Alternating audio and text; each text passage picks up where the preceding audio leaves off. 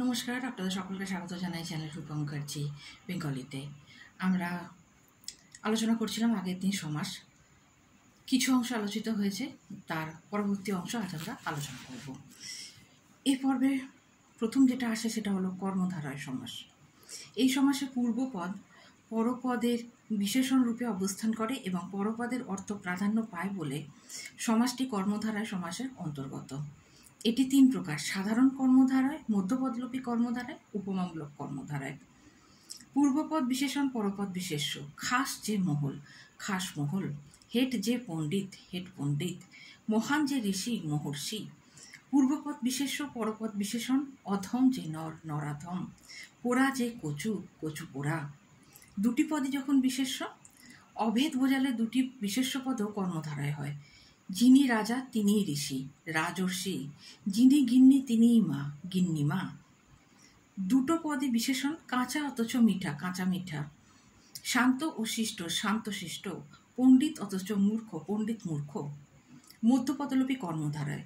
যে কর্মধারায় সমাসে ব্যাসবাক্যের মধ্যপদ বা পদগুলি লোপ পায় তাকে মধ্যপদলোপী কর্মধারায় সমাস বলে। যেমন সিংহ চিহ্নিত আসন, সিংহাসন। ঘি মিশ্রিত ভাত, ঘি ভাত। ঘরে থাকে যে জামাই, ঘর জামাই। সংখ্যাবাচক মধ্যপদলোপী কর্মধারায় যখন বলা হয় যে 1+10 একাদশ, 2+10 দ্বাদশ, 8+10 অষ্টাদশ। উপমান কর্মধারায়। যে কর্মধারায় সমাসে দুটি অসম জাতীয় বস্তু বা ব্যক্তির মধ্যে তুলনা বা উপমার মাধ্যমে সাদৃশ্য কল্পনা করা হয় তাকে উপমামূলক কর্মধারায় বলে। যার সঙ্গে অন্য বস্তুটির তুলনা করা হয় তাকে বলা হয় উপমেয়, আর যাকে দিয়ে তুলনা করা হয় তাকে বলা হয় উপমান। কার্যকারণে তুলনা করি যে কারকটিকে বলা হয় সাধারণ ধর্ম। যেমন বজ্রের মতো কঠিন, বজ্র কঠিন। তুষারের মতো ধবল, তুষার ধবল।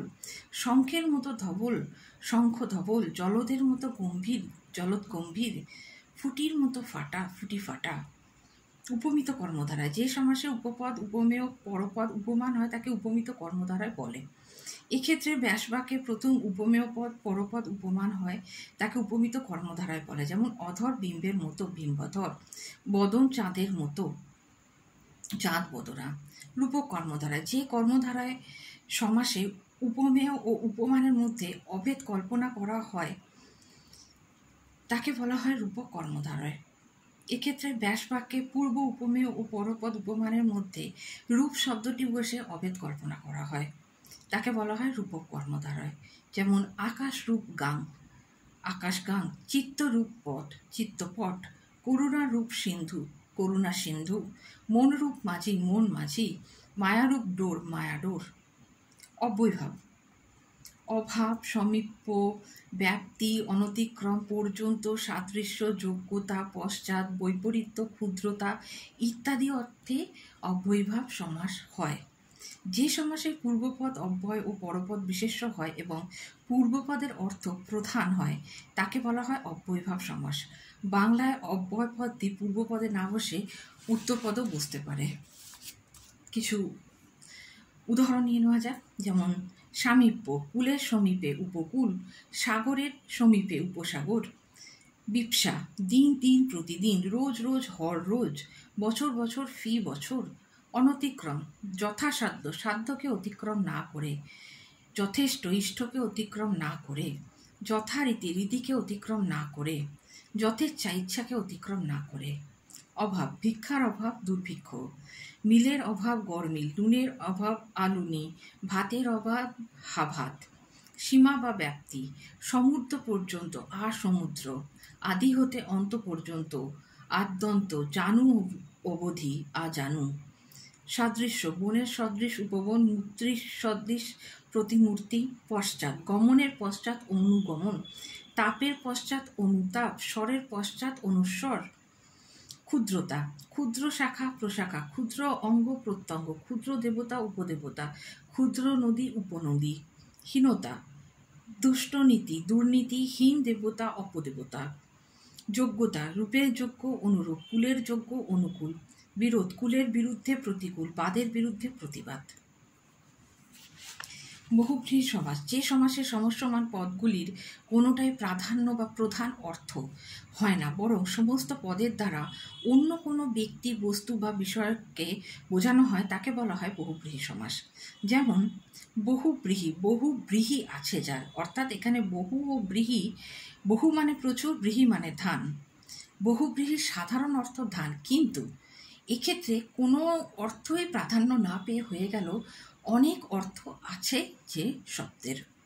সমানাধিকার বহুব্রীহি, যে বহুব্রীহি সমাসে পদগুলি একই বা সমান বিভক্তি হয় তাকে বলা হয় সমানাধিকার বহুব্রীহি। যেমন পিত অম্বর যাহার, পীতাম্বর শ্রীকৃষ্ণ। নীল হয়েছে কণ্ঠ যার, নীলকণ্ঠ। বুক ভরে যাতে, বুক ভরা। মাছ ধরা যায় যাতে, মাছ ধরা অর্থাৎ নৌকা। সমান তীর্থ যার, তীর্থ অর্থাৎ গুরু, সতীর্থ। রাস ভারী যার, রাস ভারী। ব্যতিহার বহুব্রীহি, ব্যতিহার অর্থাৎ পরস্পর এক জাতীয় ক্রিয়ার বিনিময় হলে ব্যতিহার বহুব্রীহি হয়। যেমন পরস্পর হাতে হাতে যে যুদ্ধ, হাতাহাতি, কোলে কোলে যে মিলন, কোলাকুলি, পরস্পর পরস্পরকে গালি দিয়ে যে বিবাদ, গালাগালি, কানে কানে যে কথা, কানাকানি, লাঠিতে লাঠিতে যে যুদ্ধ, লাঠালাঠি। মধ্যপদলোপী বহুব্রীহি, বহুব্রীহি সমাসে ব্যাসবাক্যের মধ্যস্থিত পদের লোপ হলে তাকে বলা হয় মধ্যপদলোপী বহুব্রীহি। যেমন অশ্রুপূর্ণ মুখ যাহার, অশ্রুমুখী। এক বুক সমান উচ্চতা, এক বুক। মিনের অক্ষীর ন্যায় যে অক্ষী নারীর, মীনাক্ষী। চন্দ্রের মতো শোভাময়ী মুখ যে নারীর, চন্দ্রমুখী। নং ইয়াং বহুব্রীহি, যে বহুব্রীহি সমাসে পূর্বপদের নিষেধাত্মক নং অর্থাৎ না, নাই, বে, বি, নে ইত্যাদি থাকে তাকে বলা হয় নঙর্থক বা নং বহুব্রীহি। যেমন নাই জ্ঞান যার, অজ্ঞান। নাই বোধ যার, নির্বোধ। নাই রদ যার, নিরদ। নাই অন্ত যার, অনন্ত। নাই শঙ্কা যার, নিঃশঙ্ক। নাই নারী জ্ঞান যার, আনারী। নিঃসয় যার, নিঃসহায়। নাই আদি যার, অনাদি। নাই বোধ যার, অবোধ। নাই জল যাতে, নির্জলা। নাই পদার্থ যাতে, অপদার্থ। নেই থই যাতে, অথই। ব্যাধিকরণ বহুব্রীহি, যে বহুব্রীহি সমাসে সমস্যমান পদ দুটি একই বা সমান বিভক্তি যুক্ত হয় না তাকে বলা হয় ব্যাধিকরণ বহুব্রীহি। ব্যাধিকরণ বিভিন্ন যুক্ত অধিকরণ। যেমন মৃগাঙ্ক মৌলি, মৃগ অঙ্কে যার, মৃগাঙ্ক, ও মৃগাঙ্ক মৌলিতে যার, মৃগাঙ্ক মৌলি অর্থাৎ মহাদেব বা শিব। বিনা পানিতে যার, বিনা পানি অর্থাৎ দেবী সরস্বতী। আশিতে বা দাঁতে বিষ যার, আশি বিষ অর্থাৎ সাপ। অন্ত অপ যার, অন্তরীপ। উর্ণা নাভিতে যার, ঊর্ণনাভ। নিজ অন্তে যার, নিজন্ত। মধু কণ্ঠে যার, মধুকণ্ঠ। শূল পানিতে যার, শূলপানি। সংখ্যাপূর্বক বহুব্রীহি, এই প্রকার সমাসে পূর্বপদটি সংখ্যাবাচক বিশেষণ হয়। যেমন একটি তার যার অর্থাৎ যে যন্ত্রের এক তারা। দুটি তার যার, দো তারা। 10 আনন যার, 10 আনন অর্থাৎ রাবণ। সে বা 3 তার যার, সে তার। 4টি ভুজ যার, চতুর্ভুজ। একদিকে রোগ যার, এক রোখা। 3টি তলা যার, 3 তলা। 2টি নল যার, 2 নলা। 10 ভুজ যে নারীর, 10 ভুজা। 5 আনন যার, 5 আনন। অলুক বহুব্রীহি, যে বহুব্রীহি সমাসের সমস্যমান পদের বিভক্তি লোপ হয় না তাকে বলা হয় অলুক বহুব্রীহি। যেমন গায়ে হলুদ দেয় যে অনুষ্ঠানে, গায়ে হলুদ। চশমা নাকে যার, চশমা নাকে। ছেলে কোলে যার, ছেলে কোলে। হাতে খড়ি দেওয়া হয় যে অনুষ্ঠানে, হাতে খড়ি। ছাতা মাথায় যে, ছাতা মাথায়। নিত্য সমাস, যে সমাসে সমস্যমান পদগুলি নিত্য বা সর্বদাই সমাসবদ্ধ থাকে এবং তাদের ব্যাসবাক্য হয় না, ব্যাসবাক্য করতে হলে একই অর্থবোধক অন্য পদের সাহায্য নিতে হয়, তাকে নিত্য সমাস বলে। যেমন কালসাপ, দাঁড় কাক। অন্য গ্রাম, গ্রামান্তর। অন্য যুগ, যুগান্তর। অন্য মন, মনান্তর। বাক্যাশ্রয়ী সমাস, যে সমাসবদ্ধ পদকে আশ্রয় করে একটি বাক্যের অর্থ প্রকাশিত হয় তাকে বাক্যাশ্রয়ী সমাস বলে। যেমন গঙ্গা জলে গঙ্গা পুজো, অরণ্যে রোদন, ভস্যে ঘি ঢালা। এগুলি বেশি বিশেষত হয়ে থাকে প্রবাদ প্রবচন ও বাগধারা বাক্যাশ্রয়ী সমাস হয়। সমাসের আলোচনা এখানে সমাপ্ত হলো। দেখা হচ্ছে পরের ভিডিওতে। ভিডিও ভালো লাগলে অবশ্যই লাইক, শেয়ার, কমেন্টস করবেন, চ্যানেল সাবস্ক্রাইব করে পাশে থাকবেন। আর অবশ্যই কমিউনিটি পোস্টের দিকে নজর রাখবেন। আমি সেখানে বিভিন্ন সময় বিভিন্ন নোটস পোস্ট করে থাকি, আর শর্টসগুলো দেখতে থাকবেন। আপনাদের সহযোগিতা আমাকে আরও কাজ করতে অনুপ্রেরণা যোগাবে। চ্যানেল সাবস্ক্রাইব করতে ভুলবেন না। দেখা হচ্ছে পরের ভিডিওতে। ধন্যবাদ, নমস্কার।